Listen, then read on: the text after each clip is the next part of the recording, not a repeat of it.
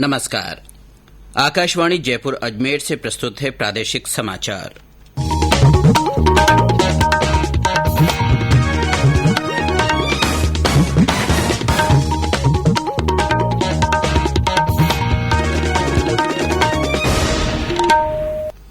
समाचारों के साथ मैं अब्दुल हनीफ।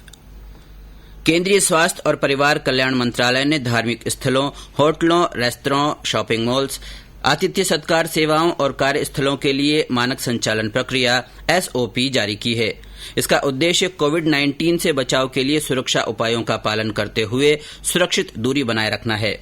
एसओपी में सलाह दी गई है कि इन जगहों पर प्रवेश द्वार पर सैनिटाइजर, डिस्पेंसर और थर्मल स्क्रीनिंग की व्यवस्था होनी चाहिए। वहीं परिसर में केवल उन्हीं व्यक्तियों को अनुमति दी जाएगी जिनमें कोरोना के लक्षण नहीं दिखाई देंगे। सभी जगहों पर थूकना सख्त वर्जित होगा। रेस्टोरेंट में बैठकर खाना खाने की बजाय खाना लेकर जाने की व्यवस्था को बढ़ावा दिया जाएगा। खाना पहुंचाने वाले व्यक्ति ग्राहक के दरवाजे पर खाने के पैकेट छोड़ देंगे। मानक प्रक्रियाओं के अनुसार अगर किसी कार्यालय में कोविड-19 के 1 या 2 मामले पाए जाते हैं तो पूरे कार्यालय को परिसर को बंद करने की आवश्यकता नहीं है और विषाणु मुक्त किए जाने के बाद काम फिर से शुरू किया जा सकता है।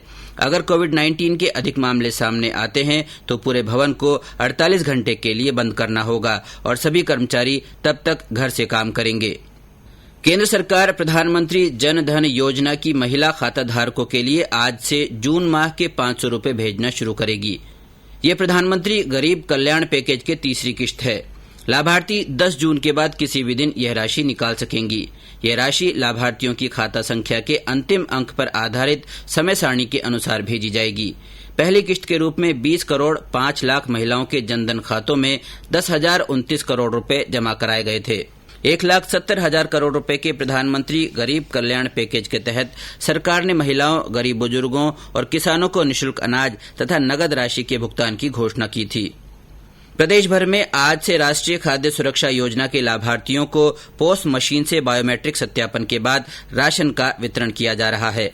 श्रीगंगानगर से हमारे संवाददाता ने बताया कि जिले में खाद्य सुरक्षा योजना के तहत 3,20,000 से अधिक परिवार लाभान्वित हो रहे हैं। सभी डिपो संचालकों को लाभार्थी का अंगूठा लगाने के बाद फिंगरप्रिंट डिवाइस और पोस्ट मशीन को सैनिटाइज करने के निर्देश दिए गए हैं। इसी बीच राशन वितरण के समय मास्क और ग्लव्स पहनना अनिवार्य होगा। साथ ही सोशल डिस्टेंसिंग की पालना करनी होगी। प्रदेश में कोरोना संक्रमित आधे से ज्यादा मरीज इलाज के बाद स्वस्थ हो चुके हैं। स्वास्थ्य विभाग के अतिरिक्त मुख्य सचिव रोहित कुमार सिंह ने बताया कि राज्य में अब तक 7,162 संक्रमित ठीक हो गए हैं। वहीं 6,551 को अस्पतालों से छुट्टी मिल चुकी है। श्री सिंह ने बताया कि आज प्रदेश भर में 68 नए संक्रमित मरीज सामने आए हैं। इनमें झालावाड़ में 23, भरतपुर में 20, जयपुर में 16 संक्रमित मिले हैं। इसके अलावा 12 में 4, कोटा में 2 और सवाईमाधोपुर में 1 संक्रमित व्यक्ति मिला है। इसके अलावा अन्य राज्यों के 2 व्यक्तियों में भी इस वायरस की पुष्टि हुई है। उन्होंने बताया कि अब प्रदेश भर में कोरोना संक्रमितों की कुल संख्या 9,930 हो गई है। वहीं इस बीमारी से अब तक मरने वालों की संख्या बढ़कर 213 हो गई है। राजस्थान राज्य प्रदूषण नियंत्रण बोर्ड ने प्रदेश में लघु कॉटन जिनिंग और प्रोसेसिंग इकाइयों को ग्रीन कैटेगरी में शामिल किया है। इससे अब हनुमानगढ़ और श्रीगंगानगर जिले की करीब 150 लघु श्रेणी की इकाइयों को फायदा मिलेगा। वहीं हनुमानगढ़ जिले की करीब 70 इकाइयों के संचालकों को शुल्क भी कम देना पड़ेगा। और ब्यौरा हमारे हनुमानगढ़ संवाददाता से।